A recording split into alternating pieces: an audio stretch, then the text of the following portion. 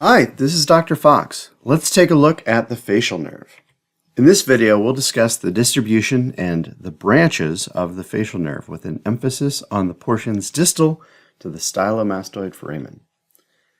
So the facial nerve, or cranial nerve 7, is going to exit from the brainstem and enter into the internal acoustic meatus, which is located there on the temporal bone.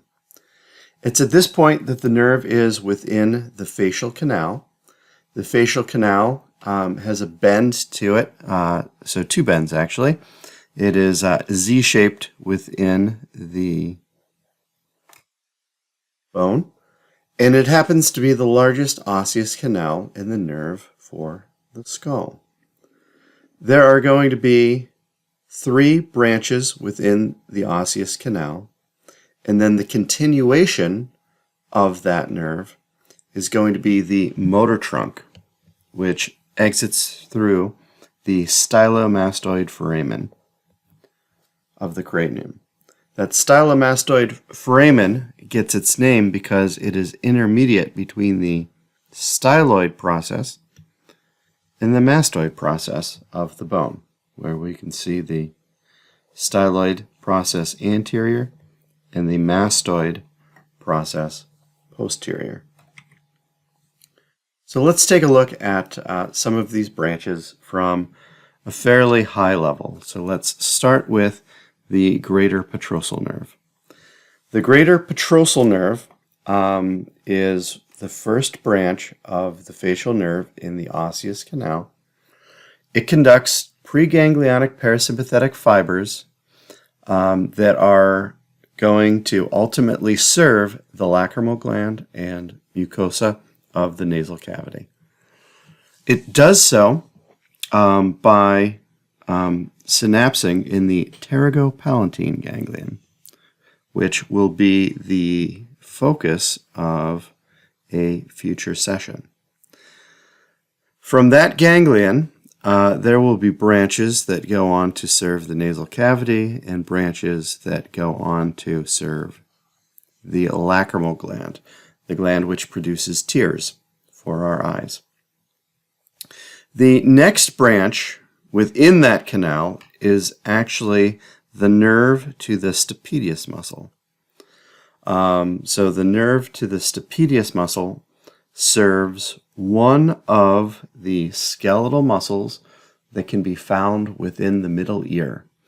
That muscle attaches to a middle ear ossicle, the stapedius, and it helps to protect against very loud sounds. So it can tense and help to dampen the vibrations on the stapedius. The next branch is the chorda tympani. The chorda tympani is such a cool nerve. It supplies the preganglionic parasympathetic fibers to both the submandibular and sublingual glands by way of the submandibular ganglion. So there is quite a pathway that will be discussed in another session to get to that ganglion there. And from that ganglion, fibers will hitchhike along to serve both the sublingual gland and the submandibular glands. Those fibers of chorda tympani actually hitchhike along a branch of V3 called the lingual nerve in order to even get to that ganglion, and then are distributed about the lingual nerve in order to hit the sublingual gland. Again, for a future session, so repetition is the key to learning. Hearing it early and then having that that story refined at a later date, I think, will be helpful for you. Chordae tympani also is going to conduct special sensory fibers back from taste buds on the anterior 2/3 of the tongue. Recall that glossopharyngeal innervates the posterior third in terms of special sensory, while facial is the anterior third of the tongue. And then finally, the remainder of that motor route, that which we would call the motor trunk, is going to exit through that stylomastoid foramen, and there will be a branch to serve the auricular muscles, those which help you to wiggle your ears. There's a branch from that branch that serves the occipital belly of occipitofrontalis. There will be a branch that serves the posterior belly of the digastric muscle and also stylohyoid muscle. Those two are right adjacent to one another. And then finally, the focus of today's session, a trunk that's going to serve the facial muscles, or the muscles of facial expressions. So, nerves to stapedius within the middle ear. We leave through the stylomastoid foramen, and then we're going to have a branch that serves the posterior auricular muscle, sometimes the superior auricular muscle as well. That is the occipital branch, which serves the occipital belly of occipitofrontalis. We've got a nerve to supply the posterior belly of digastric muscle as well as the stylohyoid muscle. And then that large, robust motor trunk that is going to divide or ramify within the body of the parotid gland into two major divisions. These include the temporofacial division and the cervicofacial division. So both of these are serving muscles of the face for sure, but as we can see, there's one that is more superiorly distributed, the temporofacial, and one that is more inferiorly distributed, the cervico, or neck, facial division. And we can see how these are going to play out. So on the left, we can see a photograph of a donor with the body or the substance of the parotid gland removed.